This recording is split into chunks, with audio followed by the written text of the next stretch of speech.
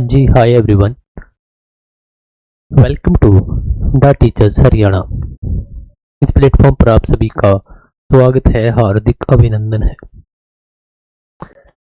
सो भाई 1000 जो most important प्रश्न है हरियाणा के, उसकी हमने एक सीरीज स्टार्ट कर रखी है इसी यूट्यूब चैनल पे। तो आज है उसमें 8वां लेक्चर और ये मेरी तस्वीर है। रेमी ढुल ये मेरा नाम है, पाई मेरा गांव है, कैथल मेरा डिस्ट्रिक्ट है। तो चलो आज है साहब अपना 8वां लेक्चर, यानी आज हम 700 से और 800 तक यानी जो 100 प्रश्न है वो करेंगे। इसके बाद 2 लेक्चर और होंगे, तब आपकी सीरीज कंप्लीट। भाई कौन कौन देख सका इसने, जो हरियाणा पुलिस की यदि आप टारगेट कर रहे हो, एचटेट या ग्रुप डी या फिर एचसीएस या हरियाणा का कोई भी एग्जाम, कहने का साफ सुथरे शब्दों में यो मतलब है कि यदि भाई आप हरियाणा जी की तैयारी कर रहे हो और आप किसी भी प्लेटफॉर्म की खोज में थे या रैंडमली आपकी वीडियो सामने आई है, तो दोस्त बस इतना ही कहूंगा कि आज का लेक्चर लगवा के देख, बखूबी आपने मजा भी आएगा, बहुत कुछ सीखने मिलेगा एक अच्छे तरीके से, एक अच्छे इनोवेटिव तरीके से, एक अच्छे स्टाइल में। सो चलो आजो भाई, द टीचर्स हरियाणा पर आप इस लेक्चर को देख रहे हो। पहला प्रश्न है अपना, एरिया में यानी क्षेत्रफल में हरियाणा का सबसे छोटा जिला कौन सा है? सबसे छोटा जिला कौन सा है? सबसे छोटा जिला कौन सा है इसका एरिया में हरियाणा का? कब की बात कर रहा हूँ साहब मैं? 2011 के डेटा की बात कर रहा हूँ। तो उसमें अपने पास कौन सा था? ऑप्शन सी के साथ हम जाएंगे, फरीदाबाद सबसे छोटा जिला है।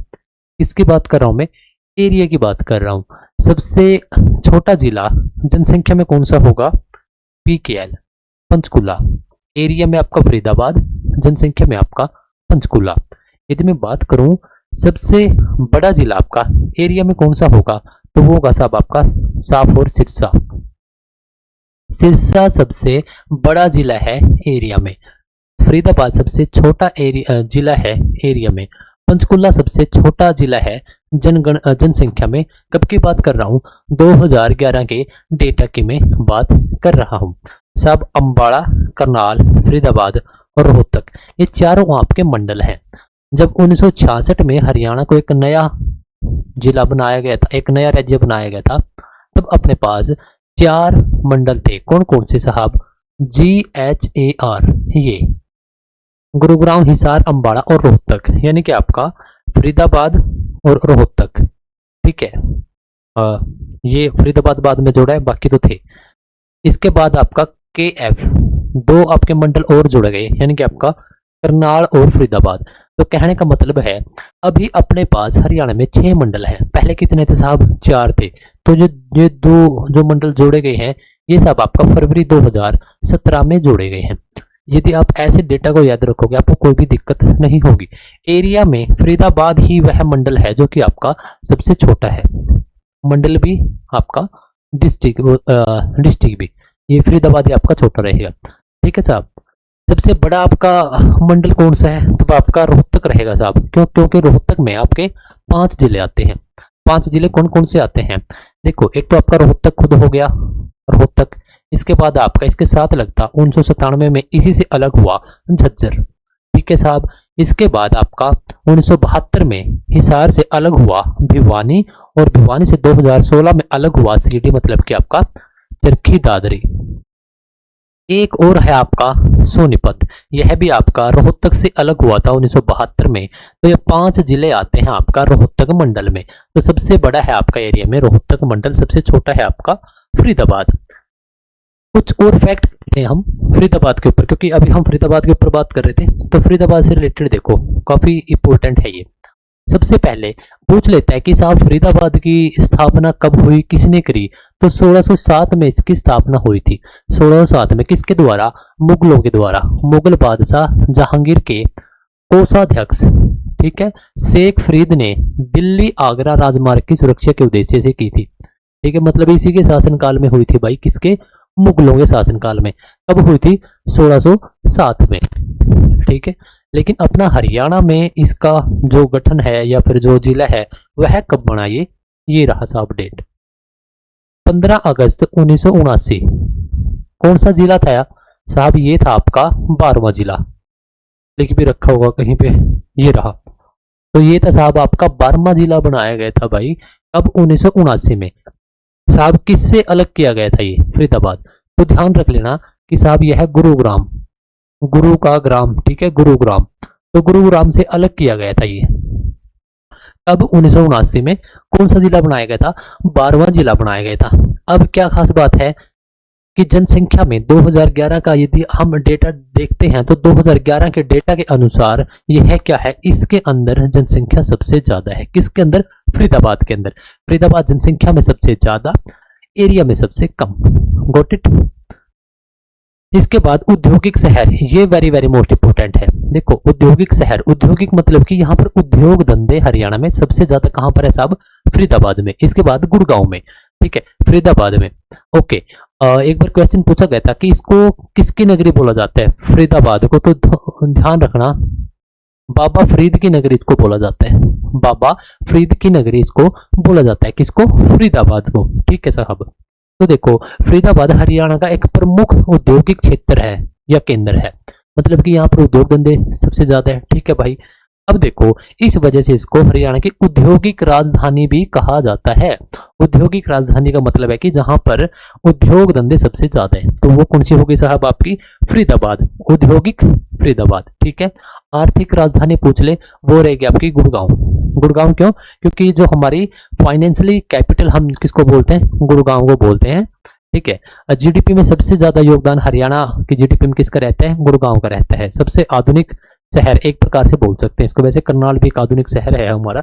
इसके बाद हम बात करते हैं हरियाणा की राजनीतिक राजधानी, वो रहेगी आपकी रोहतक, और हरियाणा की राजधानी वो रहेगी आपकी चंडीगढ़। तो 4 प्रकार की राजधानी है। जो औद्योगिक है, जो हमारे देश के प्रथम राष्ट्रपति थे, क्या नाम था? डॉक्टर आरपी, यानी कि डॉक्टर राजेंद्र प्रसाद। इन्होंने एक सपना देखा था कि मैं दिल्ली के आसपास एक ऐसा नगर या एक ऐसा शहर डेवलप करना चाहता हूं जहां पर काफी सारे उद्योग धंधे हों, और जो दिल्ली को, क्योंकि मैन तो वही था कि दिल्ली को और भी डेवलप करना है, तो दिल्ली में या दिल्ली के आसपास, तो तब बसाया गया था आपका ये फरीदाबाद। मतलब औद्योगिक जो चीजें हैं, जो केंद्र है, वो तब इसमें स्टैब्लिश होने शुरू हुए थे। तो इस वजह से प्रश्न आपका आ सकता है कि भारत देश के पहले राष्ट्रपति के सपनों का शहर कौन सा है? तब आपका फरीदाबाद सही आंसर रहेगा। या डायरेक्ट नाम भी आ सकता है कि राजेंद्र प्रसाद के सपनों का शहर फरीदाबाद, या फिर यह आ सकता है कि फरीदाबाद किसके सपनों का शहर है? तब आपको डॉक्टर आरपी राजेंद्र प्रसाद। लेकिन डॉक्टर राजेंद्र प्रसाद के साथ एक नाम और आपको देखने को मिलेगा, पंडित जवाहरलाल नेहरू, JLN। ये क्या थे साहब? ये हमारे देश के प्रथम प्रधानमंत्री थे। सबसे लंबा कार्यकाल भी इन्हीं का रहा है, 1947 से और 1964 तक, लगभग 16 साल 8-10 महीने के आसपास इनका पूरा लंबा कार्यकाल रहा है, ठीक है साहब। जब ये गद्दी पर थे या प्रधानमंत्री पद पर थे, तब इनकी मृत्यु हो गई थी 27 मई 1964 को। अब क्या बात है, यह नाम आपको कैसे देखने को मिलेगा? औद्योगिक शहर का सपना किसका था? डॉक्टर राजेंद्र प्रसाद। लेकिन चंडीगढ़ को बसाने का सपना था साहब हमारे देश के प्रथम प्रधानमंत्री जवाहरलाल नेहरू का। तो प्रश्न यहां से ऐसे बन सकता है कि जवाहरलाल नेहरू के सपनों का शहर तो चंडीगढ़, या फिर चंडीगढ़ को बसाने का सपना किसका था? ये एक आधुनिक तरीके से बसाने का सपना किसका था? ये था साहब हमारे देश के प्रथम प्रधानमंत्री का। चलो अब यहाँ पर आओ, देखो यहाँ पर जो प्रमुख उद्योग धंधे हैं, लगभग आपके जो ट्रैक्टर हैं, लगभग 50 से 60% ट्रैक्टर केवल हरियाणा, जितने पूरे भारत में ट्रैक्टर हैं उसमें से 50% से ऊपर ट्रैक्टर उत्पादन अपने हरियाणा में होता है, यहीं पर फरीदाबाद और गुड़गांव में। मोटरसाइकिल आपने सुना भी होगा, धारू बेड़ा और ये सब चीजें, हीरो के मोटरसाइकिल, तो इसके आसपास ही है वो भी, ठीक है। रेफ्रिजरेटर और जूते, शूज यहाँ पर बनते हैं, वस्त्र भी यहाँ पर बनते हैं, लेकिन मेनली ये क्या है आपका? ट्रैक्टर और इन चीजों के लिए फेमस है, ठीक है साहब। हाँ, जो मेहंदी उत्पादन है, मेहंदी उत्पादन, तो मेहंदी उत्पादन में फरीदाबाद पूरे भारत में सबसे टॉप 1 स्थान पर रहते हैं। तो इतनी सारी जानकारी जो कि आपको काफी अच्छे तरीके से पता होनी चाहिए। किससे रिलेटेड है? यह है आपकी फरीदाबाद से रिलेटेड। ओके, अब मैं बात करता हूं, ये तो हमने मुख्य रूप से कब बना, किसने बनवाया, औद्योगिक धंधे, किसके सपनों का शहर, ये बातें करी। अब इसके अंदर कुछ फेमस चीजें भी हैं, जैसे कि आपकी झील हो गया, आपके कुछ कुंड हो गए, तो ये काफी जरूरी है। सबसे पहले मैं बात करूंगा आपकी झील के बारे में। एक बड़खल झील है यहाँ पर, ठीक है, इसको सिंचाई के कार्य के लिए बनवाया था और ये 1947 में बनी थी। कैसे याद रखोगे, भारत और पाकिस्तान का जो विभाजन है वह 1947 में हुआ था, या भारत प्रॉपर तरीके से आजाद भी 1947 में हुआ था। तो वहां से आप इसको रिलेट कर सकते हो, उसी टाइम की ये साहब बात है। ओके, इसके बाद मैं बात करता हूँ राजा नाहर सिंह। काफी इंपोर्टेंट है ये व्यक्ति, राजा नाहर सिंह। तो इनका महल है वह कहां पर आपका साहब, बल्लभगढ़ में है। अब मैं बात करता हूँ, स्टेडियम भी है एक, नाहर सिंह स्टेडियम या फिर नाहर सिंह स्टेडियम या फिर नाहर स्टेडियम। किसका है ये सब, क्रिकेट का स्टेडियम है ये। इसको पहले म्यूर स्टेडियम के नाम से भी जाना जाता था। तो ये प्रश्न आ सकता है कि म्यूर स्टेडियम कहां पर था या है, या फिर आ सकता है कि नाहर सिंह स्टेडियम। तो ये भी पूछा जा सकता है कि किस चीज का स्टेडियम है, तो साहब ये क्रिकेट का स्टेडियम है। ठीक है, फरीदाबाद में ये। अब बात करते हैं इसका इतिहास, इसका इतिहास क्या रहा है, तो ये काफी इंपॉर्टेंट है। जो पांडव थे, ये रहा। ठीक है, जो पांडव थे, पांडवों ने 5 गांव की मांग करी थी भाई, 5 गांव, क्योंकि विवाद तो यही था। तो पांडवों ने 5 गांव चाहिए थे। तो उन 5 गांव में से एक गांव ये भी था, फरीदाबाद। तो फरीदाबाद का प्राचीन नाम था, या फरीदाबाद के आसपास का जो एरिया है उसको हम तिलप्रस्थ या फिर तिलपत भी बोलते थे। Tilprastha is the right word, जैसे कि आपका, या फिर तिलपत भी बोल देते हैं। जैसे कि कौन कौन से थे वो 5 गांव आपके, एक था सबसे ऊपर आपका इंद्रप्रस्थ, मतलब कि दिल्ली, आज का दिल्ली। दूसरा सोनीपत, फिर आपका पानीपत, फिर आपका ये तिलपत, और फिर आपका भागपत। भागपत यूपी में, बाकी 3 यहाँ पर है हरियाणा में, और एक दिल्ली है। ठीक है साहब, अब मैं बात करता हूँ सूरजकुंड मेला। एक यहाँ पर सूरजकुंड झील भी है, जिसका निर्माण करवाया गया था साहब अनंगपाल तोमर के द्वारा। ठीक है, तो सूरजकुंड झील भी यहीं पर है और सूरजकुंड का मेला भी यहीं पर लगता है। सूरजकुंड का मेला साहब आपका शुरू हुआ था सबसे पहले 1987 में।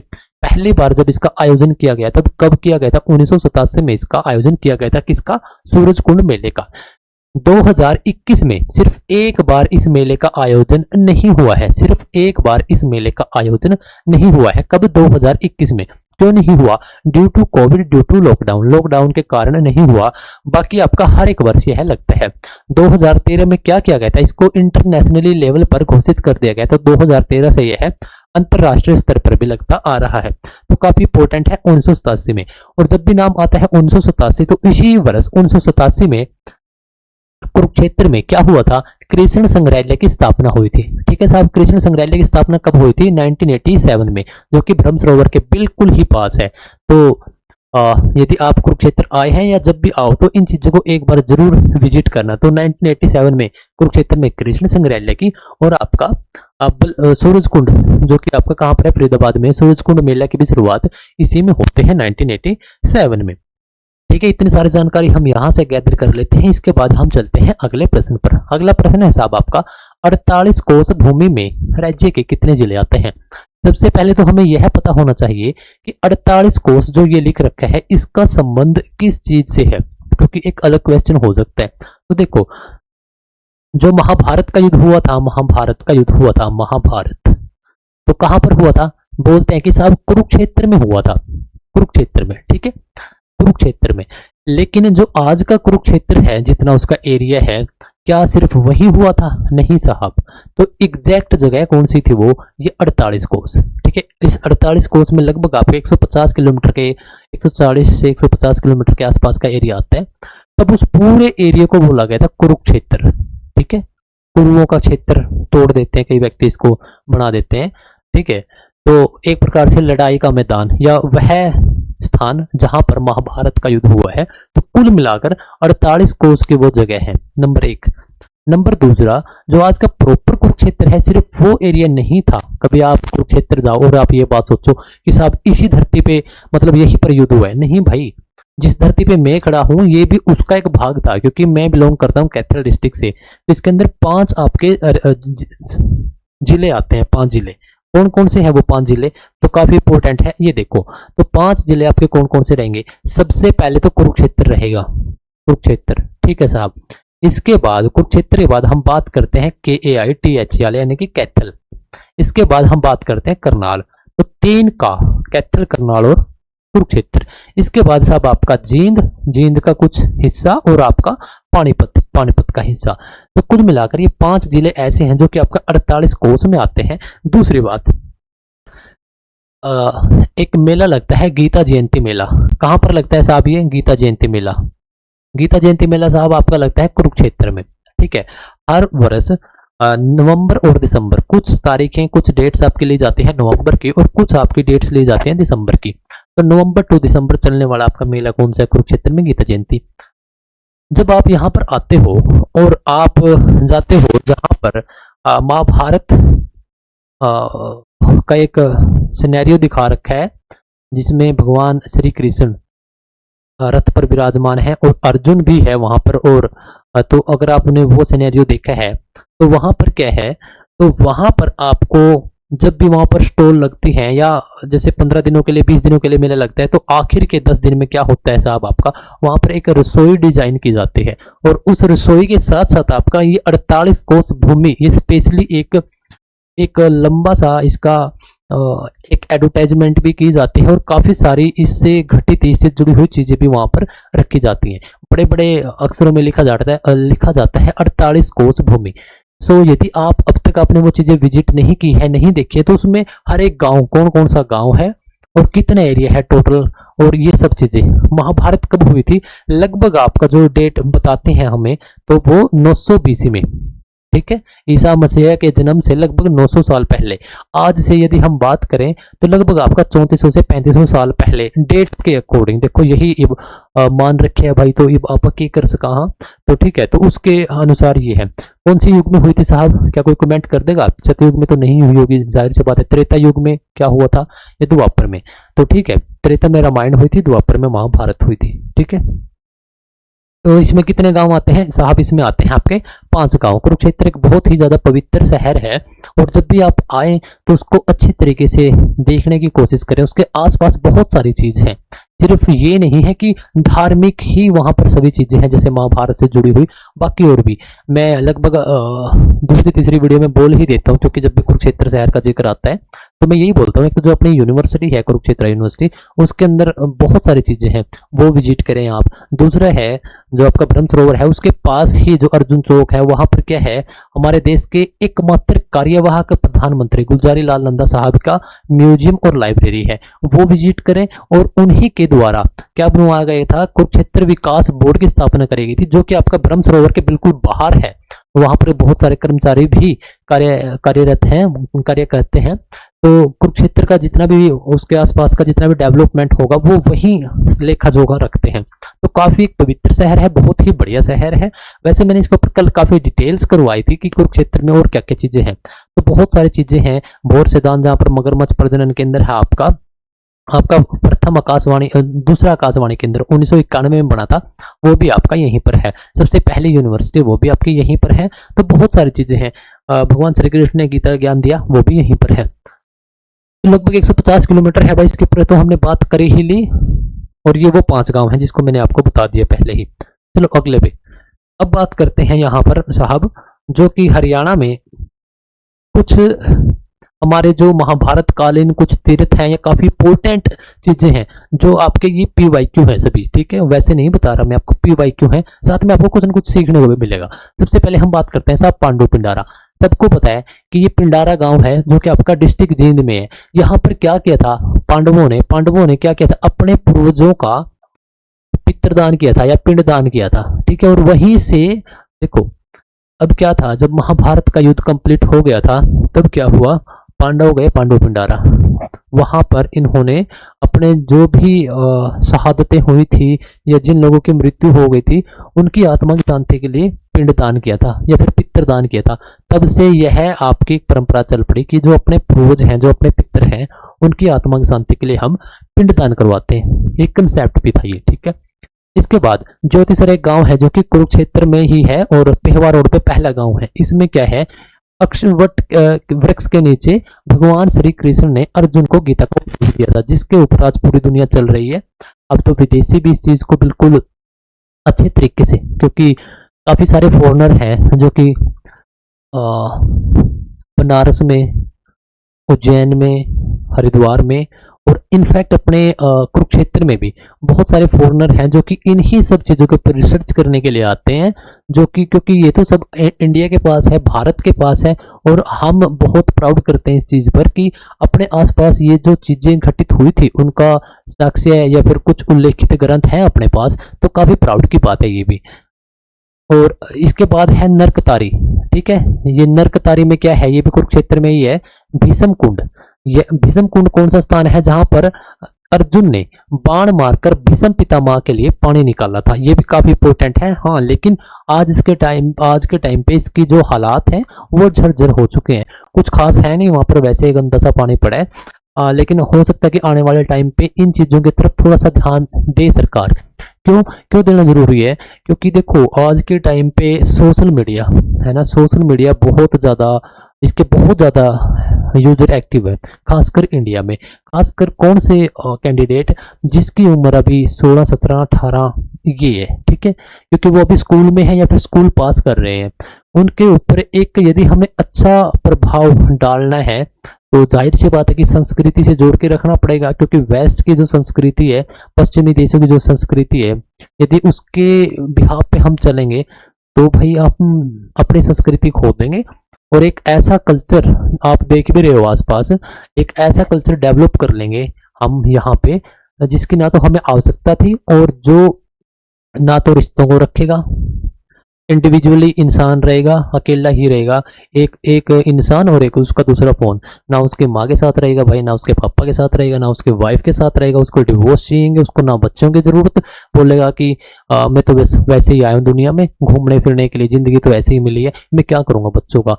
तो ये पश्चिमी सभ्यता है, वहां पे तो बहुत ज्यादा विकसित है, बहुत पहले से ही है। अब अपने यहाँ आने लगे, किस थ्रू आई अगर आप देखोगे तो कोई व्यक्ति विशेष नहीं लेके आए इन चीजों को, इन चीजों को पहले लेके आते थे किताबें, और अब क्या लेके आए सोशल मीडिया। ठीक है, हर एक कंट्री की या हर एक देश की, हर एक प्रांत की अपनी कुछ सभ्यताएं हैं, वो उनकी है, वो सूट कर रहे हैं, क्योंकि वो तो भाई हर टाइम कोल्ड ड्रिंक पीते हैं, कोक पीते हैं, ठीक है, उनका एक अलग है। अपना हरियाणा का या फिर अपने भारतवर्ष का एक अलग है, अभी भी अपनी संस्कृति बची हुई है, ये अपनी गाँव में ज्यादा बची हुई है। लेकिन मैटर क्या था, ये क्यों बता रहा हूँ, क्योंकि सोशल मीडिया की वजह से जो अपने हम जैसे जो नौजवान है वो क्या कर रहे हैं, सोशल मीडिया की चपेट में ज्यादा है, तो हमें थोड़ा सोचना पड़ेगा। और जैसे कि टॉपिक था अपना कि भीषम पितामह के लिए यहाँ से पानी निकाला गया था अर्जुन के द्वारा बाण मार के, इन सब चीजों का किसी को पता ही नहीं यार, क्यों देखे लोग। लेकिन अगर सरकार इसके ऊपर कुछ करे, वैसे यूट्यूबर या फिर और लोकल तो कर रहे हैं, लेकिन वही बात है कि उनकी रीच नहीं है। तो एट द एंड अगर कोई बड़ा चेहरा इन चीजों की तरफ थोड़ा देखे कि भाई महाभारत हुई है, उसका क्या उद्देश्य है, इन सब चीजों में रिलेट करे, लेकिन आई थिंक हो सकता है ये भी। इसके बाद एक अमीन गांव है, इसको अमीन तीर्थ बोला, यहीं पर है अभिमन्युपुर, अभी इस गांव का नाम कर दिया गया है। यहाँ पे क्या है, यहाँ पे अभिमन्यु, ठीक है, अभिमन्यु ने क्या करा था, अर्जुन का लड़का था ये, और अभिमन्यु ने क्या किया था कि इसके लिए एक चक्रव्यूह तैयार किया गया था अभिमन्यु के लिए, तो ये इस चक्कर में फंस गया था और उसकी शहादत हो गई थी, वीरगति को प्राप्त हो गया था। अब जब बोलते हैं कि जब अर्जुन, जो अभिमन्यु है, जो वो जब पेट में था उसकी माता के, तब उसने ये बात सुन ली थी कि चक्रव्यूह के अंदर प्रवेश कैसे करते हैं, लेकिन फिर उसकी माता जी सो गई और वो नहीं सुन पाया कि चक्रव्यूह को तोड़ते कैसे हैं। तो देखो मतलब पहले बच्चे भी इतने होनहार होते थे क्योंकि उनकी तपस्या थी, ठीक है साहब, तो हमने ये देखा। इसके बाद है सुग।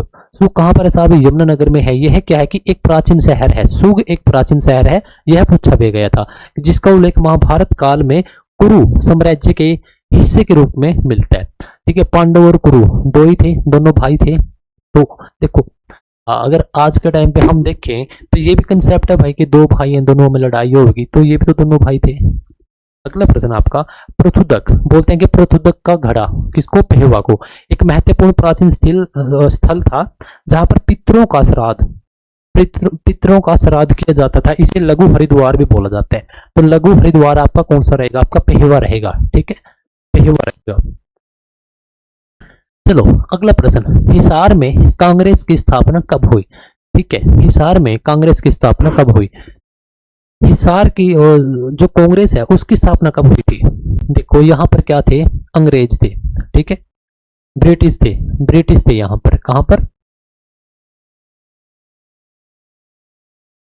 यहाँ पर 1809 और 10 के देखो, एक तो क्या रहा है, अब हम दिल्ली के पास हैं, अब हम दिल्ली के टच करते हैं हरियाणा, उत्तर प्रदेश और राजस्थान। तो जो ये एरिया है, जाहिर सी बात थी कि मुगलों की बात करें या फिर अंग्रेजों की बात करें या फिर जिस भी व्यक्ति की बात करें जिसने दिल्ली की गद्दी पर या दिल्ली पर शासन किया हो, तो इफेक्ट किस पे हुआ है, जो आसपास का एरिया है।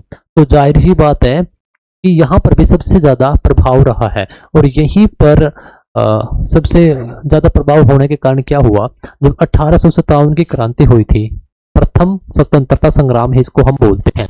1857 की क्रांति में, इस थोड़ी सी और पहले चलते हैं, एक बार 1809-10 में चलते हैं। क्या हुआ कि अब दिल्ली के आसपास हम हैं, जाहिर सी बात है, तो वहां पर भी अंग्रेज क्या शासन को, लगाम को जो क्या कसकर रखेंगे, ठीक है। तो यहाँ पर वो बैठते थे दिल्ली में ही, ठीक है, कोलकाता फिर दिल्ली। अब यहाँ पर क्या हुआ, 1809-10 में जो प्रॉपर हरियाणा है, पूरा हरियाणा पर अंग्रेजों का एकाधिकार हो चुका था, यानी कि हरियाणा का ऐसा कोई हिस्सा नहीं था जो उनके शासन से बाहर हो। तो 1809-10 की बात है। अब 1833 से 37 के बीच क्या हुआ साहब, इसमें क्या हुआ, हमें यूपी के साथ, पश्चिमी यूपी के साथ हमें एलआईडी कर दिया गया, हरियाणा को उसके साथ जोड़ दिया गया, किसके, पश्चिमी प्रांत यूपी के साथ, ठीक है साहब। फिर 1857 की क्रांति होती है। अब देखो, जब क्रांति हुई, ठीक है, 1857 की, इसमें अच्छा एक कमेंट करके आप मुझे बताओगे कि 1857 की क्रांति है कहां से शुरू हुई थी, मेरठ से शुरू हुई थी। क्यों, क्योंकि साहब दिल्ली के पास है, और दिल्ली के पास ही हमें ऐसी तैयारी करनी पड़ेगी भैया, तैयारी रखनी पड़ेगी जिससे हमारे योद्धा कमजोर ना हो, ठीक है। अब दिल्ली में और एक है कोई साउथ का बंदा, तो वो तो बेचारा कब तक पहुंचेगा, तब तक ऐसे कोई, मेन बात पता है क्या है, इस टाइम पे ना कोई फोन था, ना कोई कॉल थी, ना कोई चिट्ठी पत्री लेटर, ये कब तक जाते। तो एट द एंड ऐसा नहीं था जैसे आज हम फोन करके ये बोल देते हैं, हाँ भाई सोनू की तय 10 मिनट में बाहर मिल, तो पहले ऐसा सिस्टम नहीं था।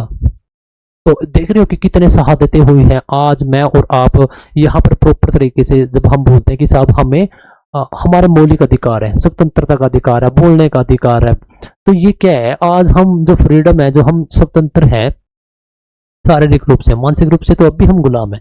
तो क्या है, ये इनकी देन है, हमारे पूर्वजों की देन है। तो इनके ऊपर भी हमें कभी कभी बात कर लेनी चाहिए, थोड़ा सा टाइम निकाल के। भाई आप भी कभी कभी बात कर लिया करो। अगर आपने आज के टाइम पे सबसे बेस्ट सोल्यूशन पता है क्या है, आप बैठे हो इंस्टाग्राम चला रहे हो, 4-5 घंटे आपने दिमाग की दही करी, मतलब कि इंस्टाग्राम चलाया, उसके बाद आपने चाहिए रिफ्रेशमेंट, उसमें आप सबसे बेस्ट सोल्यूशन पता क्या है, गूगल जेमिनाई पे जाओ या फिर एआई पे जाओ, उसमें डालो आप, जैसे कि अगर आप पूर्वजों के बारे में जानना चाहो कि 1857 की क्रांति में हरियाणा के कितने व्यक्ति ने पार्टिसिपेट करे थे, लीडर कौन कौन थे, उसमें आप कुछ नाम आवेंगे, उनके बारे में हल्का हल्का फुल्का पढ़ लो। तो इस प्रकार का आप बहुत अच्छा, आपकी हिस्ट्री भी बनेगी और लॉजिकली आप फैक्ट के ऊपर आप बात करोगे, और आप ना राम राम तक बहुत सारी चीजों का पता भी लगता रहेगा।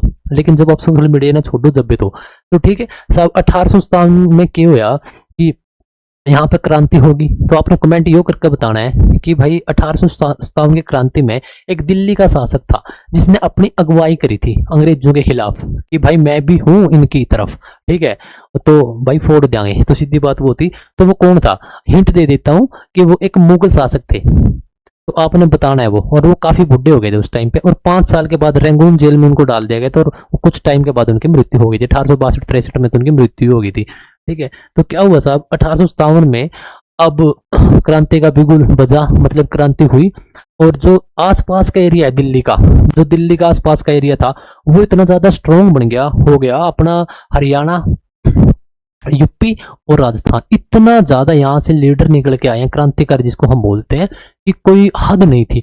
सभी ने दिल्ली को घेरने की कोशिश की, घेरा भी, आपने मूवी भी देखी होंगी। तब क्या हुआ साहब, तब ये अंग्रेज समझ गए कि भाई जो दिल्ली है ना, दिल्ली के आसपास यहाँ पर काफी शक्तिशाली स्ट्रॉन्ग लोग रहते हैं। इसी वजह से जब भी आप पूरे भारतवर्ष में देखोगे कि सबसे ज्यादा स्ट्रॉन्ग पीपल, सबसे ज्यादा ताकतवर लोग कहाँ के हैं, तब आपको सबसे नंबर 1 मिलेगा हरियाणा, यूपी और राजस्थान, क्योंकि ये रहे हैं, इनके खून में रहा है, पिछले 100-150 सालों का इतिहास है। क्योंकि हमें यही बातें सिखाई जाती थी, अपने पूर्वजों को यही बातें सिखाई जाती थी। जैसे पंजाब में भगत सिंह है, भगत सिंह के चाचा जी का नाम था अजीत, है ना, अजीत सिंह। तब अजीत सिंह से सीखते थे भगत सिंह, कि बोलते भी है, कहानी भी है कि भाई वो पूछते हैं कि आप क्या बोल रहे हो, कि भाई मैं तो गेहूं बोल रहा है, कि हम बंदूक क्यों नहीं बोल सकते। तो मतलब उस टाइम पे ऐसे ही अपने हरियाणा में भी हुआ है, बहुत सारे क्रांतिकारी हुए हैं। तब अंग्रेजों ने क्या किया, 1857 की क्रांति ये असफल हो गई। तो वो अंग्रेज भांप गए इस बात को कि भाई जो यो एरिया है ना, ये सबसे खतरनाक एरिया है, तो इस वजह से भाई इसको डिवाइड कर दो। तो 1858 में हरियाणा को यूपी से निकाल के क्या किया गया साहब, यूपी से निकाल दिया गया और पंजाब के साथ मिला दिया गया। ठीक है।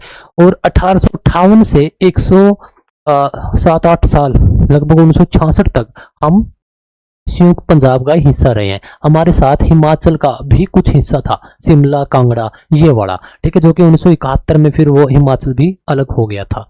ठीक है साहब, तो ऐसी बातें आपको पता होनी बहुत जरूरी है। तो किसकी बात कर रहा हूं मैं बात कर रहा था एक आपकी भूमिका बनाने के लिए 1857 की क्रांति की। अब देखो, अब 1885 में क्या हुआ।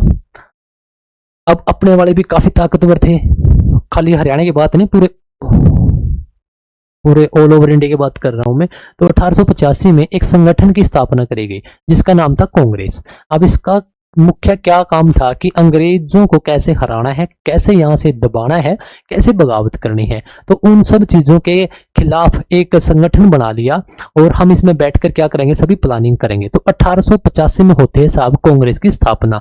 और यही कांग्रेस 1947 में जब अंग्रेज यहां से प्रॉपर तरीके से गए, उसके बाद यही एक राजनीतिक पार्टी बन जाती है। और यही जब आप आज देखते हो कि राहुल गांधी, सोनिया गांधी, इंदिरा गांधी, ठीक है, तो ये है इस पार्टी के बड़े जो चेहरे हैं। उसका इतिहास क्या था, पृष्ठभूमि क्या थी, यह सिर्फ एक संगठन था। ठीक है, इसकी इसकी स्थापना कब हुई थी, तो साहब इसकी स्थापना होती है 1885 में। 1885 में कहां पर होती है साहब, मुंबई में होती है, मुंबई में। ठीक है, 1885 में होती है। लेकिन अब देखो बात क्या करेगी कि हिसार में, यानी हरियाणा की बात हो रही है, तो हरियाणा में कब आई, तो हरियाणा में साथ की साथ ही आ गई साहब, 1987 में आ गई। ठीक है, यदि आप तैयारी कर रहे हो सेंट्रल जॉब की, क्योंकि हरियाणा में तो इस प्रकार के प्रश्न नहीं आते, कौन से प्रश्न जो अभी बता रहा हूं, जैसे कि कांग्रेस की अध्यक्षता से रिलेटेड 1885 से और 1947 तक कांग्रेस के बहुत सारे अधिवेशन हुए हैं। ठीक है, जैसे कि कोलकाता के सबसे ज्यादा फेमस है, कोलकाता के लगभग आपके 10 अधिवेशन है, 10 से 11 12 अधिवेशन है ऐसे। ठीक है, कोलकाता के कोलकाता के काफी इंपॉर्टेंट है, मद्रास के काफी इंपॉर्टेंट है, इलाहाबाद में 2 अधिवेशन हुए हैं वो काफी इंपॉर्टेंट है। महात्मा गांधी जी ने सिर्फ एक ही अधिवेशन की अध्यक्षता की है, वो भी इंपॉर्टेंट है। हमारे देश के प्रथम प्रधानमंत्री क्या नाम था, JLN, जवाहरलाल नेहरू जी, और उनके पिताजी मोतीलाल नेहरू, इन्होंने भी एक साथ ही अध्यक्षता की थी। मतलब जैसे अब की बार फादर ने, अगले साल बेटे ने, तो ऐसे वो भी काफी इंपॉर्टेंट है। और आपका नेताजी सुभाष चंद्र बोस ने अध्यक्षता की है, वो भी काफी इंपॉर्टेंट है। ठीक है, तो ये कुछ ऐसे, हाँ मुंबई, क्योंकि मुंबई में स्थापना हुई थी, तो मुंबई के भी काफी फेमस है। चलो अब बात करते हैं हम कि हरियाणा में कांग्रेस की स्थापना कब हो गई थी साहब, हिसार में 1887 में। ठीक है, तो हरियाणा में जो कुछ अलग अलग जगह हैं इसके बारे में बात करेंगे। जो हरियाणा से 2 व्यक्ति हैं, एक तो है आपका लाला मुरलीधर और दूसरे हैं आपके साहब लाला लाजपत राय। तो ये जो 2 व्यक्ति हैं, ये कांग्रेस संगठन पार्टी बोल लो आज के टाइम पे में, तो ये डायरेक्ट जुड़े थे। ठीक है, तो और यही व्यक्ति हैं हरियाणा में इनकी शाखा लाने वाले। अब शाखा लाने का क्या मतलब हो गया, शाखा लाने का ये मतलब हो गया भाई, जैसे कि आज बिल्कुल अपनी देसी भाषा में बताऊंगा, जैसे कि अपना चैनल का नाम है द टीचर्स।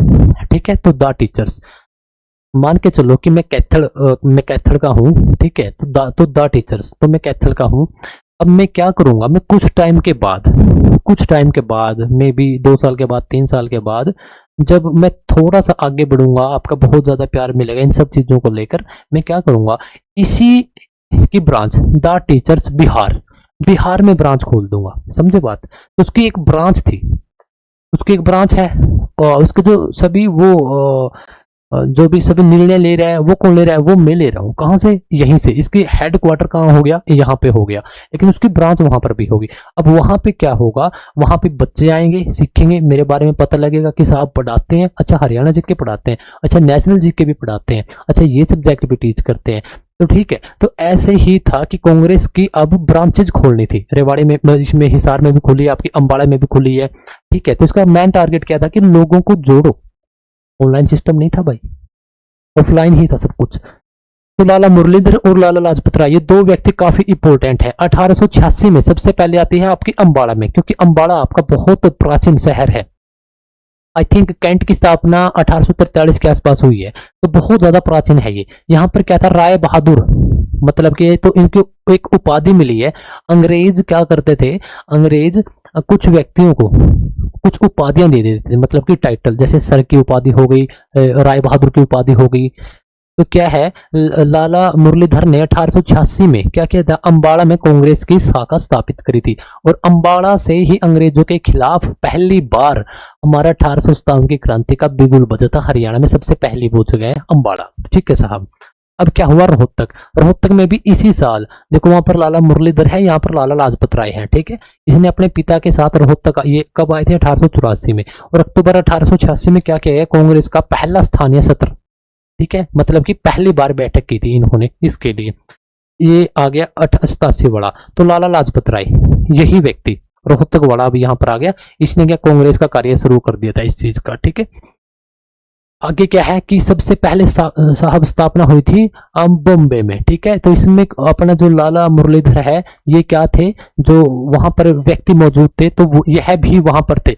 अब मुंबई हो गया, पहले बॉम्बे था अब मुंबई हो गया। तो ये फर्स्ट अधिवेशन था और इसमें लाला मुरलीधर ने भाग लिया था, तो यह काफी इंपोर्टेंट है। दूसरी बात, दूसरा अधिवेशन हुआ अगले ही साल आपका कलकत्ता में। इसमें क्या हुआ, दूसरे में इसमें हरियाणा के 3 व्यक्ति थे, हरियाणा के 3 व्यक्ति थे। कहां पर साहब, कलकत्ता गए थे, काफी इंपोर्टेंट है। तो पहले था झज्जर, दूसरा रोहतक और तीसरा अंबाला। अब झज्जर से कौन थे, झज्जर से थे आपके दीनदयाल शर्मा। भगवत दयाल शर्मा मत कर देना भाई, वो भी झज्जर से हैं, वो हमारे प्रथम मुख्यमंत्री हैं हरियाणा के। ठीक है साहब, तो ये झज्जर से थे, तो झज्जर से थे ये।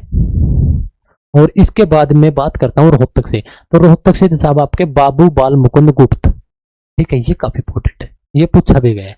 अंबाड़ा से थे लाला मुरलीधर, तो लाला मुरलीधर, ठीक है, लाला मुरलीधर काफी इंपोर्टेंट है। कहां पर स्थापना करी थी, अंबाड़ा में। लाला लाजपत राय ने रोहतक और आपका हिसार, हिसार में 1887, आपका 86 में हो गया आपका रोहतक में।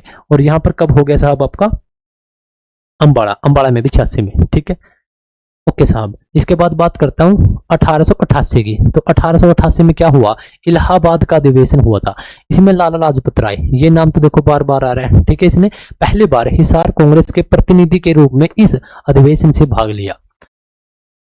1889 में मुंबई अधिवेशन फिर हुआ। इसमें लाला लाजपत राय ने बाबू चूड़ामणि और गौरी शंकर के साथ इस अधिवेशन में भाग लिया। इसके बाद है 1920 में, इसमें कलकत्ता से लाला लाजपत राय ने 1920 के कोलकाता अधिवेशन में कांग्रेस के विशेष अधिवेशन की अध्यक्षता की थी, जिसमें असहयोग आंदोलन का प्रस्ताव पारित हुआ था। काफी इंपोर्टेंट है, लाला मुरलीधर, लाला लाजपत राय, इन दोनों ने, इनके दोनों के नाम के आगे लगा लाला, लाला, ठीक है, वो लाला। तो दोनों के नाम के आगे लाला लगे। दोनों ने रोहतक, हिसार और अंबाड़ा, इन 3 जगह पे हरियाणा में कांग्रेस की स्थापना करी है या फिर ब्रांच लेके आए हैं। सबसे इंपोर्टेंट मैंने कौन सा पॉइंट लगा, 1920 में। इसमें के ग्रेज देखते हैं कि कोलकाता विशेष अधिवेशन में लाला लाजपत राय ने 1920 के कोलकाता में हुए कांग्रेस के विशेष अधिवेशन की अध्यक्षता की थी। और इसमें के काम करे था भाई कि असहयोग आंदोलन का प्रस्ताव पारित करे था। तो काफी इंपोर्टेंट है, हल्के में मत ले, कोई पॉइंट ना समझ में आवे तो आप डायरेक्ट कॉन्टेक्ट भी कर सको। पीडीएफ आप ना उसे टाइम प्रोवाइड करवा दी जाएगी, या फिर और जो भी फैक्ट हैं, लेकिन टेंशन नहीं लेनी बिल्कुल भी। सच्चर फॉर्मूला देखो, जब हरियाणा क्या था, हरियाणा लगातार एक डिमांड करने लग गया था कि साहब हमें अब अलग होना है, किससे, पीएनबी से, पंजाब से। ठीक है, लेकिन किस आधार पे, अब ये बेस नहीं बन पा रहा था कि किस आधार पे। ठीक है, तो अब बहुत सारी कमेटियां आप देखोगे, पढ़ोगे हिस्ट्री में, हरियाणा, हिस्ट्री ऑफ हरियाणा में, कि बहुत सारी कमेटियां बनी, किस चीज के लिए, पंजाब और हरियाणा को अलग अलग करने के लिए। एरिया वाइज भी बांटा गया, लैंग्वेज वाइज भी बांटा गया, बहुत सारी कमेटियां आई हैं, वो फेल भी होगी। तो उसी में से एक थी आपका सच्चर फॉर्मूला। ठीक है, भीमसेन सच्चर सीएम थे, तो उनके नाम पे है ये फॉर्मूला। साहब ये आया था आपका 2 अक्टूबर 1948 को, 2 अक्टूबर 1948 को ये फॉर्मूला आया था। इसमें क्या किया गया था, जो पूरा पंजाब है उसके दो एरिया बना दिया और बोल दिया कि एक तरफ हरियाणा वाले रह लो, एक तरफ पंजाब वाले। लेकिन ऐसा हो सकता है क्या? कभी नहीं हो सकता। कुछ बेस तो होना चाहिए, कोई स्ट्रॉन्ग बेस होना चाहिए। तो ये फॉर्मूला फेल हो गया। इससे ही अगले साल आता है आपका एक और फॉर्मूला जिसका नाम था जवाहरलाल नेहरू और आपका वल्लभ भाई पटेल। इसमें थे आपके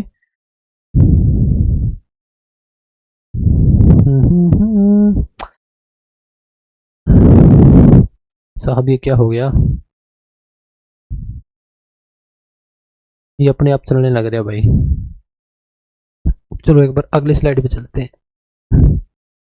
ठीक है, तो चलो थोड़ी देर में सेट हो जाए, क्योंकि इस पे मक्खी मुक्खी बैठ जाना है एक आधी बार, तो मैं टच करूँ उससे पहले मक्खी टच कर जाए, तो इस वजह से वो क्या है।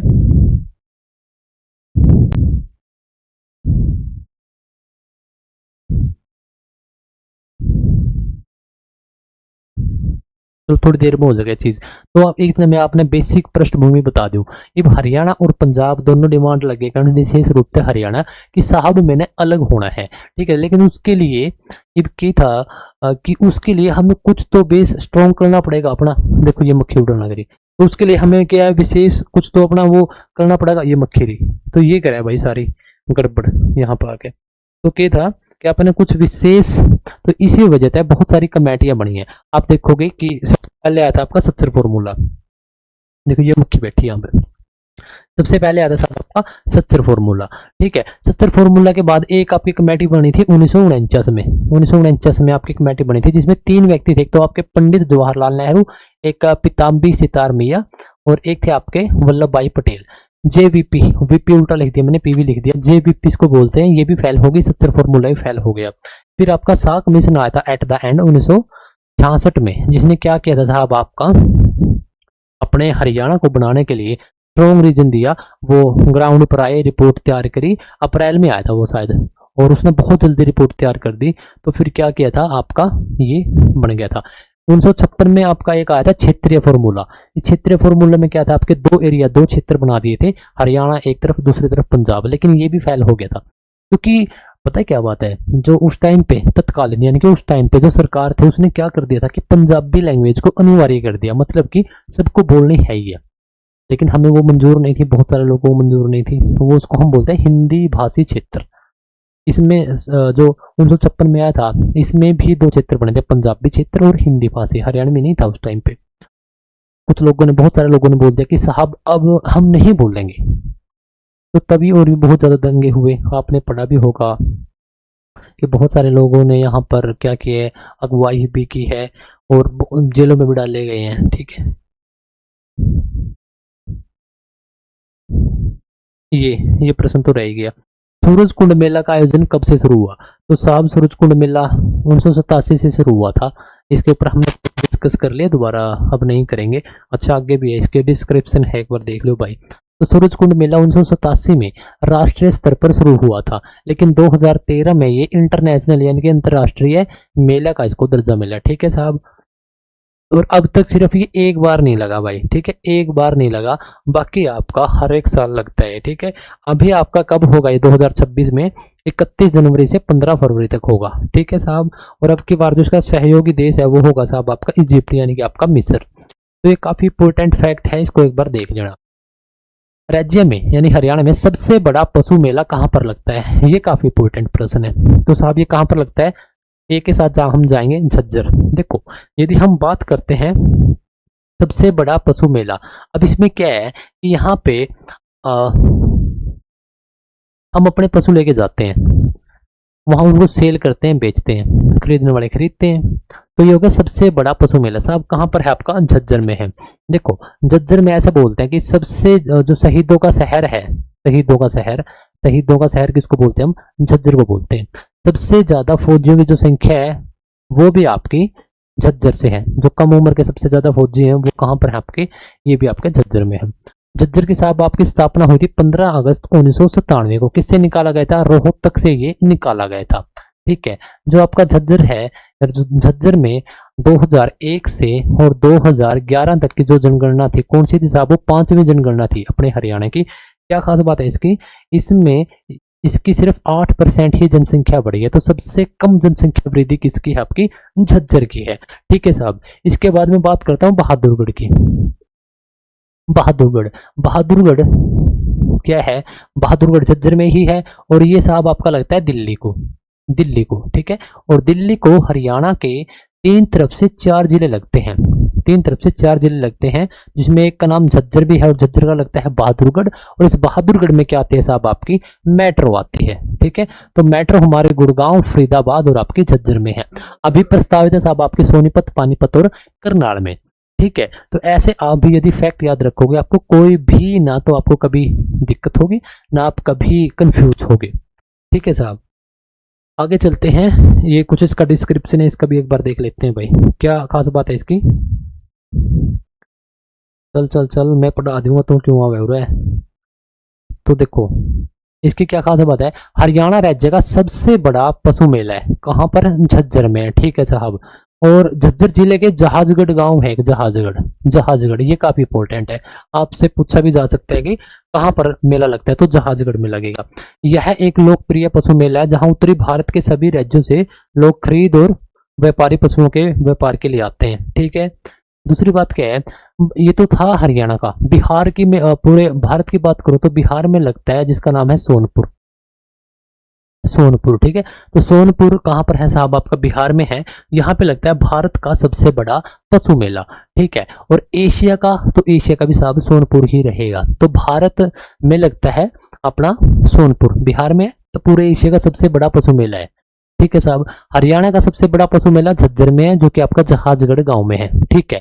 हरियाणा में सबसे अधिक पशुधन जो कहां पर है? आपका हिसार में है। ये काफी इंपॉर्टेंट प्रश्न है, जो लोग स्पेशली हरियाणा पुलिस की तैयारी कर रहे हैं भाई, एनिमल हस्बेंड्री के अंदर आ सकते हैं। हरियाणा में सबसे कम पशुधन आपका पंचकुला में है। सबसे कम आपकी जो जनसंख्या वो भी आपकी पंचकुला में है। सबसे बड़ा जिला 1966 के अकॉर्डिंग आपका हिसार रहेगा। हिसार से अब तक मेरे प्यारे दोस्त 4 जिले निकाले जा चुके हैं। सबसे पहले भिवानी निकाला था 1972 में, 1972 में आपका भिवानी निकाला। इसके बाद आपका 75 में सिरसा निकाल दिया। ठीक है। इसके बाद आपका 97 में आपका फतेहाबाद निकाल दिया और 2025 में अभी घोषणा की गई थी 16 दिसंबर 2025 को नायब सिंह सैनी के द्वारा कि आपका हांसी जिला निकाला जाएगा। तो 4 जिले आपके हिसार से निकाले गए हैं। 1966 में एरिया में सबसे बड़ा था कौन? हिसार। क्या हिसार एक मंडल भी है? GHAR, गुड़गांव, हिसार, अंबाला, रोहतक। तो यस, हिसार एक आपका मंडल भी है। ठीक है साहब। हरियाणा में सर्वाधिक भैंसे कहां पर है साहब? आपके हिसार में ही है। ठीक है। हिसार में ही है। हरियाणा की भुर्रा, मुर्रा जो सबसे एक फेमस नस्ल है अपने हरियाणा की भाई, तो इसका दूध देने में सबसे अधिक क्षमता वाली कौन सी नस्ल है? हरियाणा का दूध का शहर या दूध की नगरी या दूध का टोरा आपका जयंती नगर या जींद को हम बोलते हैं। ठीक है। तो चलो इसके बाद है सर्वाधिक दूध उत्पादन करने वाली, वही बात है, जींद आ गया, कैथल आ गया, हिसार आ गया, करनाल आ गया, भिवानी आ गया, तो रोहतक भी है। तो कहने का मतलब क्या है, जो अपने प्रॉपर तरीके थे, जिसने आपने हरियाणा के देसी ठाठ जिले बोला, तो वही है। अगला प्रश्न है साहब आपका, राज्य का पुलिस मुख्यालय कहां पर है? स्पेशली हरियाणा पुलिस वाले ध्यान दियो भाई, कहां पर है? तो साहब पंचकुला में है। ठीक है। कहां पर है साहब? ये आपका पंचकुला में है। आपको कमेंट करके बताना है, यदि आप वीडियो पे आए हो, अब आओ कभी आओ, तो आपको एक कमेंट करना है भाई, अभी कर देना है। क्या है? अभी। जो हरियाणा के डीजीपी हैं उनका क्या नाम है? क्या नाम है अभी डीजीपी का? तो ये आपको कमेंट करके बताना है। और जो हरियाणा के मोस्टली हेडक्वार्टर हैं वो आपके पंचकुला में है।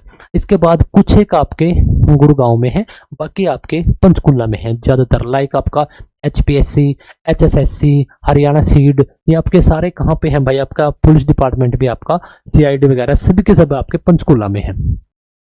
राज्य में रेलवे का वर्कशॉप कहां पर है? ये काफी इंपॉर्टेंट है, बहुत ज्यादा इंपॉर्टेंट है, क्योंकि 1873 के आसपास यहां पर हरियाणा में पहली ट्रेन चलती है। ठीक है। कहां पर चली थी साहब? रेवाड़ी में चली थी। ठीक है। ठीक 20 साल के बाद 1893 के आसपास क्या किया गया था साहब? यहीं पर पहली ट्रेन कहां पर चली? पहली रेल कहां पर चली? रेवाड़ी में। और पहला जो म्यूजियम है, म्यूजियम भी आपका कहां पर बना दिया गया आपका साहब? यहीं पर रेवाड़ी में बना दिया गया। तो 2 प्रश्न हो गए, पहली ट्रेन या रेल रेवाड़ी में, म्यूजियम रेवाड़ी में। लेकिन इसका वर्कशॉप कहां पर रहेगा आपका? ऑप्शन बी के साथ हम जाएंगे, यमुनानगर में। ठीक है। यमुनानगर में आपका क्या रहेगा? इसका वर्कशॉप रहेगा। इसका आपका रेलवे का। ओके साहब। और ये कब बना था साहब आपका 1952 के आसपास बना है, ठीक है 1952 के आसपास ये बना है। तो इस वजह से भी डेट भी आपको याद रखने काफी इंपॉर्टेंट है। सबसे बड़ा रेलवे का जंक्शन कहाँ पे है, वो भी आपका रेवाड़ी में है, ठीक है। राव तुलाराम की धरती कौन सी है, तो वह भी साहब आपकी रेवाड़ी है। कब बना था साहब रेवाड़ी आपका, आपका बना था 1 नवंबर 1989 को। 4 जिले बने थे जिसमें से आपका रेवाड़ी भी एक था। पित्तल नगरी इसको हम बोलते हैं, ठीक है। वीर हिरोज, वीर हिरोज किस शहर को बोलते हैं, वीर हिरोज, हीरो, ठीक है, ये कमेंट करके बताना है। यमुनानगर, यह भी साहब आपको 1989 में बना है। 1989 में एक साथ 4 जिले बनाए गए थे, कैथल, पानीपत, यमुनानगर और एक आपका रेवाड़ी। तो यमुनानगर भी आपका वर्कशॉप है इसकी, किसकी, आपकी रेलवे की, कहां पर, यमुनानगर में, ठीक है साहब। इसके बाद मैं बात करता हूं कल्पना चावला के जन्म का, जन्म के नहीं का है यहाँ पे, ठीक है। कल्पना चावला का जन्म का है, ठीक है। कल्पना चावला का जन्म कहां पर हुआ, तो सबको पता है कि करनाल से संबंधित थी साहब ये, ठीक है। तो करनाल से इनका इसका संबंध रहा है, किसका, कल्पना चावला का। जन्म करनाल में हुआ। कुरुक्षेत्र में है साहब इनका तारामंडल, तारामंडल, तारामंडल आपका कुरुक्षेत्र में है। और करनाल में है साहब आपका मेडिकल कॉलेज, मेडिकल कॉलेज आपका करनाल में हो गया। और Kalpana Chawla research centre Chandigarh university यानी कि आपका चंडीगढ़ रहेगा। अब देखते हैं इसके ऊपर कुछ विशेष फैक्ट जो कि आपको जानने बहुत जरूरी है, क्योंकि इसमें से 1 नंबर आपका अब की बार पेपर में हुआ, बोल दिया तो बोल दिया। तो देखो कल्पना चावला का जन्म कहाँ कब हुआ था भाई, 17 मार्च को हुआ था 1962 में। कहां पर हुआ था, KNL यानी कि आपका करनाल में हुआ था। हरियाणा का पेरिस, हरियाणा का साफ सुथरा सिटी जिसको हम करनाल बोलते हैं। अंतरिक्ष में जाने वाली पहली भारतीय महिला थी, ठीक है। तो वह अंतरिक्ष में जाने वाली भारतीय मूल की पहली महिला थी, ठीक है। तो ये भी इंपॉर्टेंट हो गया। जो उसकी स्कूली एजुकेशन है वो थी आपकी साहब, करनाल का एक स्कूल है टैगोर बाल निकेतन सीनियर सेकेंडरी स्कूल, ठीक है। तो यहां से करी थी उसने अपनी स्कूलिंग। इसके बाद वो चंडीगढ़ जाते हैं, चंडीगढ़ से क्या करते हैं, 1982 में इंजीनियरिंग कॉलेज से अपनी डिग्री प्राप्त करते हैं, किसमें, इंजीनियरिंग में, ठीक है साहब। ओके, इसके बाद वह क्या करते हैं, उसके अमेरिका चले जाते हैं और वहां पर वहां की नागरिकता मिल जाती है। और 1982-83 में उसकी क्या हो जाती है, शादी हो जाती है, ठीक है साहब। अब क्या है, नासा स्पेस रिसर्च सेंटर है, ठीक है, सबसे बड़ा दुनिया का, यूएस में है। तो उसके द्वारा इसको सिलेक्ट किया गया, किसको, कल्पना चावला को। और 1994 में नासा के द्वारा इसको सिलेक्ट किया गया था। अब पहली बार वो जाती है स्पेस में, अंतरिक्ष में 19 नवंबर 1997 को। ये इंपॉर्टेंट है। मिशन का नाम पूछते हैं तो उसके 2 मिशन है, STS-87, दूसरा है STS-107। ये हुआ था दूसरे वाला, ये था आपका पहले वाला। अब जो पहला मिशन है इसमें अंतरिक्ष में उसने कितना टाइम लगाया था, ये भी आ सकता है, लगभग 372 घंटे, जिसमें क्या पृथ्वी के चारों ओर 252 चक्कर लगाए थे पृथ्वी के आसपास, ठीक है, जैसे घूम रहे थे ना, तो वो 372 घंटे।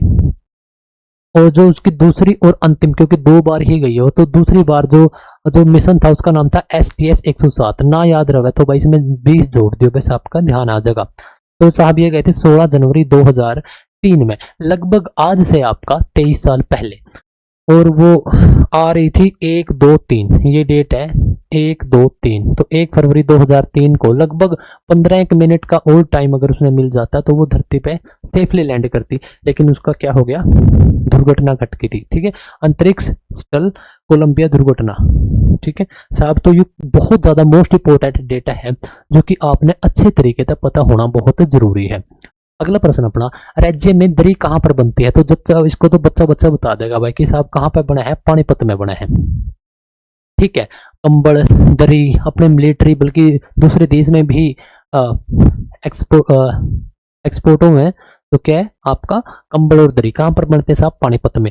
पानीपत की आपकी स्थापना कब हुई थी या गठन कब हुआ था, देखो पानीपत 1989 में जिला बनाया गया था करनाल से निकाल के, ठीक है, KNL करनाल से निकाल के। करनाल कब बना था साहब, आपका 1966 में बना था, ठीक है। तो 1989 में बना तो दिया, लेकिन अगले ही साल यानी कि 1990 में इसको दोबारा करनाल में मिला दिया गया था। फिर उससे अगले साल 91-92 में क्या किया गया, इसको दोबारा जिला बनाया।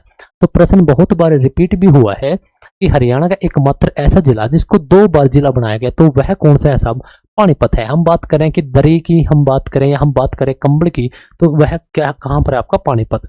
पानीपत का एक गांव है खंडरा, और वहां पर एक लड़के का जन्म होता है 1997 में, जिसका नाम है नीरज चोपड़ा, जिसको हम गोल्डन बॉय के नाम से भी जानते हैं। 2020 के जो आपके ओलंपिक है वह हुए थे आपके साथ 2021 में, और इसमें एक मात्र एक ही गोल्ड मेडल आया था, वो भी नीरज चोपड़ा लेके आया था। इंडिविजुअली अब तक हमारे पास कुल 2 मेडल आए हैं गोल्ड मेडल, टोटल 10 आ गए, लेकिन उसमें से सिर्फ 2, पहला आया था साहब आपका 2004 या 8 में आया था, 2008 में गगन नारंग लेके आए थे, एक शूटिंग खेल है शूटिंग, तो उसमें लेके आए थे। इसके बाद नीरज चोपड़ा लेके आया था 2020 का, इसको बोलेंगे 21 का नहीं बोलेंगे, ड्यू टू कोविड की वजह से वो क्या हो गए थे, लेट हो गए थे, लेकिन 2021 में वो हुए थे। तो खंडरा गांव निवासी है गोल्डन बॉय नीरज चोपड़ा, यह भी आपको बात पता होनी काफी जरूरी है। जो 5 गांवों की मांग करी गई थी उसमें से पानीपत भी एक गांव था। पानीपत को हम जो प्राचीन नाम है वह बोलते हैं पनपत, पनपत, पनपत इसको बोलते हैं, ठीक है। तो साहब पानीपत से अब तक कोई जिला नहीं निकाला गया, तो यह भी एक खास बात है, ठीक है। पानीपत के बाद हम बात करते हैं सोनीपत की। तो सोनीपत साहब आपका 1972 में निकाल दिया गया था, किससे, रोहतक से निकाल दिया गया था। 2 जिले एक साथ बनाए गए थे, भिवानी और सोनीपत। तो सोनीपत का नाम क्या नाम है, सोनप्रस्थ, इसका था पनपत या प्रणप्रस्थ, ठीक है, ऐसे भी याद कर सकते हो। तो सोनीपत सबसे सा सोनीपत सा साइकिल, एटलस साइकिल, ठीक है, यहीं पर इसका सबसे बड़ा उद्योग है, ठीक है। कहां पर साहब आपका सोनीपत में। पानीपत की एक खास बात और है कि यहाँ पर आपके युद्ध हुए हैं, जो 3 युद्ध हुए हैं वो आपके पानीपत की प्रथम लड़ाई, दूसरी लड़ाई और तीसरी लड़ाई साहब पहली हुई थी आपकी 1526 में, दूसरी हुई थी साहब आपकी 1561 में, और तीसरी हुई है साहब आपकी 1761, दूसरी हुई है साहब आपकी 1556 में, तीसरी हुई है आपकी 1761 में। 1526, 1556 और आपकी 1761, तो 3 लड़ाई हुई है, यह भी काफी आपका इंपॉर्टेंट हो जाता है। सो चलो भाई आज की इस वीडियो में इतना ही, ठीक है, विराम लेते हैं द टीचर्स हरियाणा। इस टाइम आप ये वीडियो देखने लग रहे हो द टीचर्स हरियाणा पे, ठीक है। तो यदि आप यहाँ पे कुछ डाल भी रखा होगा टीम ने, हाँ ठीक है। तो टेलीग्राम, यदि आप टेलीग्राम पे जुड़ना चाहते हो, और जुड़ना चाहिए आपने, अगर आप हरियाणा जीके की स्पेशली तैयारी कर रहे हो, फिर नेशनल जीके की तैयारी कर रहे हो, या फिर आप तैयारी कर रहे हो हरियाणा का कोई भी एग्जाम, तो आपने टेलीग्राम पे जस्ट इंफॉर्मेशन से रिलेटेड है, इसमें कोई एक्स्ट्रा चीज नहीं डाल रहे, लिंक और कुछ वीडियो फोटो, मतलब जो भी आपका स्पेशली कंटेंट है वही चीजें आपको सभी प्रोवाइड है। इंस्टाग्राम पे आप जुड़ सकते हो, अगर आपको अच्छी लग रही है videos, class, PDF, teaching style, ये सब चीजें अगर दोस्त अच्छी लग रही है तो आपको जुड़ना चाहिए इंस्टाग्राम और टेलीग्राम पे। लिंक दोनों के नीचे मिलेंगे, डिस्क्रिप्शन में सबसे ऊपर दोनों के लिंक मिल जाएंगे। इसके अलावा एक बात और मैं आपने कहना चाहूंगा कि इससे पहले काफी इंपॉर्टेंट वीडियो में करवा चुका हूं, उसके लिंक भी आपको इसी वीडियो के नीचे मिल जाएंगे, वो भी आपको जरूर देखने चाहिए। आपकी नॉलेज में बहुत ज्यादा सुधार आएगा, बहुत कुछ आपको सीखने को मिलेगा। द टीचर्स हरियाणा आपका यूट्यूब चैनल है और आपका बिल्कुल हार्दिक अभिनंदन करता है, आपके सपनों को सपोर्ट करता है। हर एक दिन हम ये करते हैं कि लास्ट के 3, 4, 5 मिनट में एक कमेंट लेते हैं और उसका रिप्लाई करता हूं भाई मैं, और खाली उस पर्सन को नहीं जिसने कमेंट कराया था, उसके अलावा, क्योंकि मेरा मोटिव है कि अगर एक कोई इंसान जिसको कोई एक ऐसी समस्या है जो सबके साथ है, तो सबको ही उसका जवाब दे देना चाहिए। तो जो कैंडिडेट यहाँ तक रहे उनका बहुत बहुत धन्यवाद, और जो अब आगे कमेंट वगैरह सुनना चाहते हैं तो वो रह सकता है, अदरवाइज आप दूसरे सब्जेक्ट की तैयारी कर सकते हो। पीडीएफ लिंक आपको सभी टेलीग्राम पे मिलेंगे, उनको एक बार ज्वाइन कर लेना, ठीक है। तो बात क्या है, तो जैसे कि बहुत सारे कैंडिडेट हैं जो पर्सनली टेलीग्राम पे मेरे को मैसेज करते हैं और अपनी अपनी समस्याएं रखते हैं, तो मैं उन्हीं में से जो मुझे बिल्कुल लगता है कि आज इसके ऊपर बात करनी चाहिए, तो आज का जो अपना टॉपिक है वो है एक लड़की ने एक मैसेज करा था कि साहब कुछ पास्ट में ऐसा हो गया जिसको भुला नहीं पा रही हूँ और मैं आगे नहीं जा पा रही हूँ, तो मेरे को क्या करना चाहिए। देखो बिल्कुल बिल्कुल ही अपनी ही लैंग्वेज में, बिल्कुल देसी उसमें बताऊंगा। देखो जैसे कि अपने घर वाले भी बोलते हैं भाई जो होना था हो लिया, मतलब कि जो जाना था जा लिया।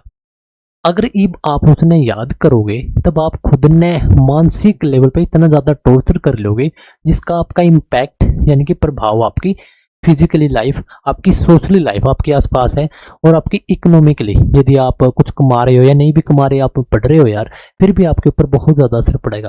तो आपने करना क्या है, आप 400, 500, 1000 साल के लिए नहीं आए इस दुनिया पे, कितने सालों के लिए, 50 के लिए, कोई 60 के लिए, कोई 70-75 के लिए। इससे ऊपर नहीं है अपनी जो जनरेशन है उसकी एज, मैक्सिमम बताया मैंने, ठीक है। क्योंकि बहुत सारी चीज़ों का फर्क पड़ने लग रहा है यार, ठीक है। इन्वायरमेंट का भी है, खान पीन का भी है, तो ठीक है। और वैसे भी अपनी जनरेशन में तो क्या है कि सबसे ज्यादा जो असर है वो मानसिक है। वो भाई ये बनना था, वो बनना था, ये चीजें हैं। क्योंकि अपॉर्चुनिटी ज्यादा होगी तो एक साइड इफेक्ट है। पहले क्या था, पहले सिर्फ एक दो, जैसे स्कूलिंग करी उसके बाद कोई कलरक बन गया तो कलरक ही बन गया। आज के टाइम पे क्या है भाई, हरियाणा पुलिस में लग गया वो जॉब छोड़ दी, कलरक लग गया वो जॉब छोड़ दी, ग्रुप बी की जॉब ले ली वो छोड़ दी, उसके बाद बिजनेस कर लिया वो छोड़ दिया, विदेश चले गया वो छोड़ दिया। तो ये सारे ट्रॉमा ही तो है, ठीक है भाई। मन की शांति है कितने ले लो, और जिसने नहीं लेनी वो पूरी दुनिया घूमया, उसने फिर भी को नहीं मिले, ठीक है। तो पहली बात क्या है कि यदि आपके साथ पास्ट में ऐसा कुछ भी हो गया तो इन चीजों ने बिल्कुल ध्यान रखो, जिंदगी दोबारा नहीं मिलनी।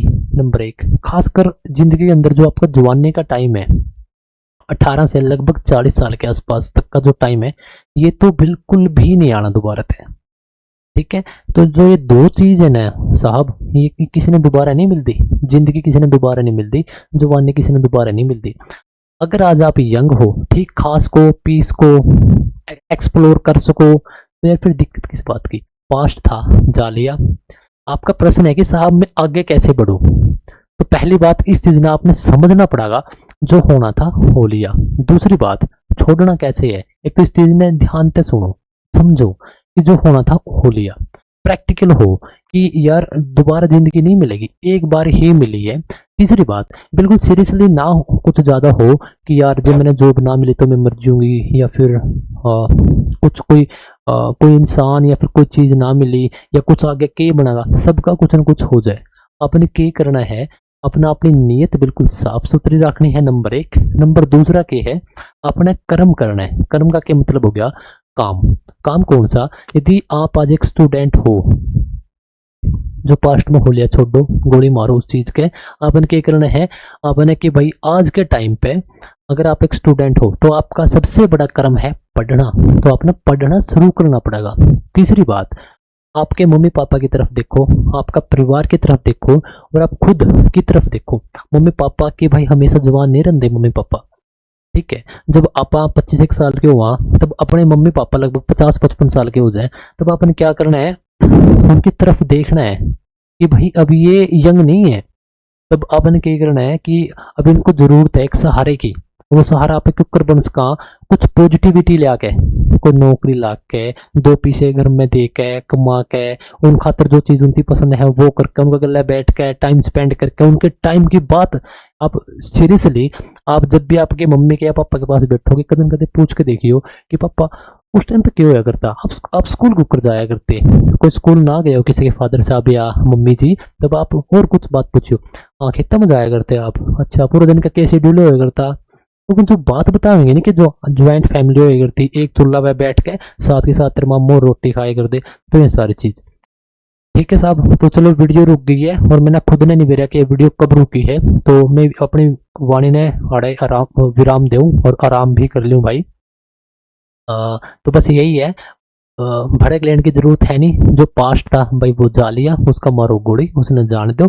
आपने क्या करना है, अपना जो आज आप कर सका, आज आप कितना बेस्ट कर सका, कितना बेटर कर सका, और आप किस प्रकार तक कर सका। अच्छी अच्छी किताब है उनकी पढ़ो, पढ़ ना सको तो यूट्यूब पर समरी सुन लो, ठीक है। मैं आपने निबिन कंदा कोको एफएम का सब्सक्रिप्शन लो, क्यों भाई पीछे खराब करो, जिसका जितना बजट है उसके हिसाब से जो चीज आपने अच्छी लग गया, जो इंसान अच्छा लग गया, तो उसके गले आप टाइम स्पेंड करो यूट्यूब पे, अगर आप कर सको तो।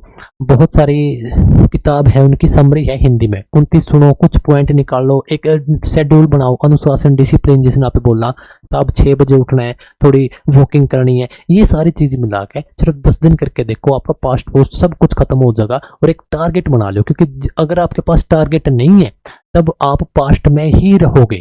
कल यो दिन भी आ जाएगा, भी पास्ट बन जाएगा, आप इस पे फिर रहोगे कि मैं उस दिन तो बेटर कर सकूं थी या फिर कर सकूं था। तो साहब ये चीजें खुद में ब्लेम ना करो, जो होना था हो लिया। सबसे बेस्ट आज का दिन है, अपने टारगेट के प्रति हर एक दिन बढ़ते रहो, ठीक है। तो वीडियो अपनी रुक चुकी है वैसे, तो चलो ठीक है। हाँ, आपने कमेंट करके एक प्रश्न का जवाब जरूर देना है। आपने ये बताना है कि सोनीपत जिले की स्थापना कब हुई थी, ये कमेंट करके जरूर बताना है। और खुद का ध्यान रखो, फैमिली का ध्यान रखो, पढ़ते रहो। मिलते हैं अगली वीडियो में। Thank you.